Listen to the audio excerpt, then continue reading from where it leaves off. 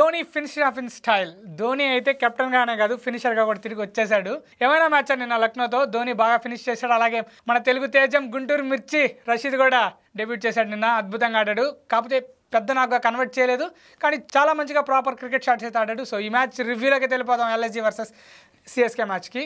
ఇప్పుడైతే మనం LSG versus CSK match రివ్యూలో అయితే వెళ్ళిపోదాం. సో ధోని అయితే టాస్ గెలిచి ఫీల్డింగ్ తీసుకున్నాడు. ఇది చాలా మంచి మూవ్, ఎందుకంటే లక్నో హోమ్ గ్రౌండ్ ఏక్నాథ్ స్టేడియంలో అయితే సెకండ్ బ్యాటింగ్ చేయడం అయితే ఈజీ ఉంటుంది. కానీ మ్యాచ్ స్టార్ట్ అయినాక రషీద్ డెబ్యూట్ చేస్తున్నాడు అన్న న్యూస్ చూసి నాకు చాలా హ్యాపీ వేసింది. అది కూడా మాట్లాడుకున్నారు రివ్యూలో, రషీద్ బ్యాటింగ్ ఎలా అని. సో ఇక మ్యాచ్ అయితే స్టార్టింగ్ ఖలీల్ అహ్మద్ కంబో చేశారు. First spell proper test match line వేశారు, అద్భుతంగా వేశారు. మార్క్రమ్కి ఎటువంటి ఛాన్స్ అవ్వలేదు. మార్క్రమ్ అయితే టాప్ ఏజ్ తీసుకుని క్యాచ్ పెట్టాడు త్రిపాఠి.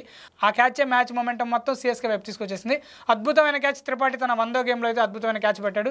సో అక్కడితో కాకుండా తర్వాత Pooran LBW umpire not out ఇవ్వడం, తర్వాత ధోని రివ్యూ తీసుకోవడం. సో ధోని రివ్యూ సిస్టమ్ మళ్ళీ ఇంకోసారి ప్రూవ్ అవడం, పూరన్ అవుట్ అవ్వడం జరిగింది. కానీ పంత్ అయితే ఈ మ్యాచ్ చాలా బాగా ఆడాడు. కొన్ని బాల్ తీసుకున్నా కూడా కంబోజ్ బౌలింగ్లో రివర్స్ షాట్ ఆడాడు కదా, అదైతే వేరే ఈ మ్యాచ్కి హైలైట్ అయింది. తర్వాత పంత్ అలాగే మార్ష్ అయితే కాసేపు ఇన్నింగ్స్ నిలబెట్టారు. తర్వాత మార్ష్ అవుట్ అవడం, తర్వాత బదోనికి చాలా లైఫ్లు రావడం, తర్వాత బదోని కూడా చిన్న క్యామియో అవుట్ అవడం, తర్వాత మిల్లర్ని కాకుండా అబ్దుల్ సమాధానం పంపించారు, తను కూడా చిన్న క్యామియో ఆడాడు. సో లాస్ట్లో పంత్ కూడా అవుట్ అవడం ఎంత జరిగింది. పతిరాణా చాలా ఎక్స్పెన్సివ్గా అయ్యాడు ఈ మ్యాచ్లో, వైడ్ ఎక్కువ వేయడం లాస్ట్ ఓవర్లో.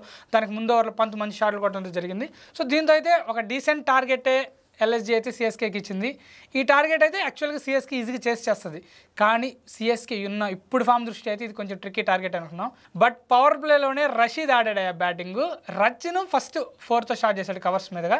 షేక్ రషీద్ నిన్న ప్రాపర్ క్రికెట్ షాట్స్ ఆడాయి కదా, అవి ఖచ్చితంగా ప్రతి క్రికెట్ ఫ్యాన్కి కూడా ఖచ్చితంగా మంచి ఇంపాక్ట్ ఇస్తాయి. ఎందుకంటే T20స్లో ఇలా ఆడడం చాలా రేర్. తన బ్యాటింగ్ మొత్తం గైక్వాడ్ బ్యాటింగ్ లాగా ఉంది. మీరు కానీ నేను చూస్తుంటే కామెంట్ చేయండి. సో గైక్వాడ్ ఎలా అయితే షాట్లు ఆడతాడో రషీద్ కూడా అలాగే ఆడనిపించింది. ఎక్కడ కూడా బాల్స్ ఎక్కువ తీసుకోకుండా రొటేట్ చేస్తూ తను ఆడాడు కదా షాట్స్, వేరే లెవెల్. సో కానీ పెద్ద నాకు కన్వర్ట్ చేయలేదు. మేబీ తన ఫస్ట్ మ్యాచే కదా, ఎక్కువ రన్స్కి లూజ్ షాట్కి వెళ్ళి అవుట్ అయిపోయాడు. బట్ చూద్దాం నెక్స్ట్ మ్యాచ్లో కూడా రషీద్ ఇంతకు మించి ఆడాలని కోరుకుందాం. సో మీరు కూడా ఏమనుకుంటారు కూడా కామెంట్ చేయండి. సో తర్వాత త్రిపాఠి వచ్చి తను కూడా ఫెయిల్ అవ్వడం, అసలు రచిన్ కూడా తర్వాత వెంటనే అవుట్ అవడం, జడేజాని త్వరగా పంపించడం, జడేజా కూడా అవుట్ అవ్వడం, తర్వాత విజయ్ శంకర్ అవుట్ అవడం. కానీ ధోని వచ్చాడు, కరెక్ట్ టైంలో వచ్చాడు, కరెక్ట్ షాట్ ఆడాడు. మామూలుగా ఏమవుతుందంటే ధోని కొంచెం లేట్గా వస్తాడు, ఓవర్ టర్న్ ఏమన్నా ముందు పంపిస్తాడేమో అనుకున్నాం, కానీ కరెక్ట్ టైంలో వచ్చాడు. అలాగే వచ్చిన కాడి నుంచి కూడా ముందు కొంచెం డిఫెన్స్ చేసి లాస్ట్ వరకు తీసుకెళ్ళి ఫినిష్ చేయాలనుకోలేదు. ముందు నుంచే అటాకింగ్ షాట్లు ఆడతా కొన్ని లక్ కూడా కలిసి వచ్చింది ధోనికి. ఎడ్జ్ తీసుకొని స్లిప్లో అలా బౌండరీలు వెళ్ళాయి. దుబే కూడా ఇంకొక ఎండ్లో అద్భుతంగా ఆడడం.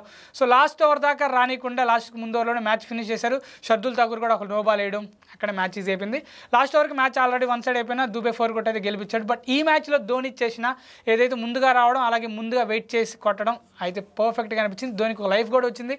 సో లక్ కూడా చెన్నైకి అయితే కలిసి వచ్చింది. బట్ చెన్నై అయితే కంబ్యాక్ ఇచ్చింది. గుర్తుపెట్టుకోవాలి, మనం చెన్నై ఎంతవరకు ఈ సీజన్లో కంబ్యాక్ చేసి ప్లే ఆఫ్స్కి వెళ్తుంది అనేది గుర్తుపెట్టుకోవాలి. April 12th SRH గెలిచి కంబ్యాక్ ఇచ్చింది, 13th ముంబై కంబ్యాక్ ఇచ్చింది, 14th చెన్నై కంబ్యాక్ ఇచ్చింది.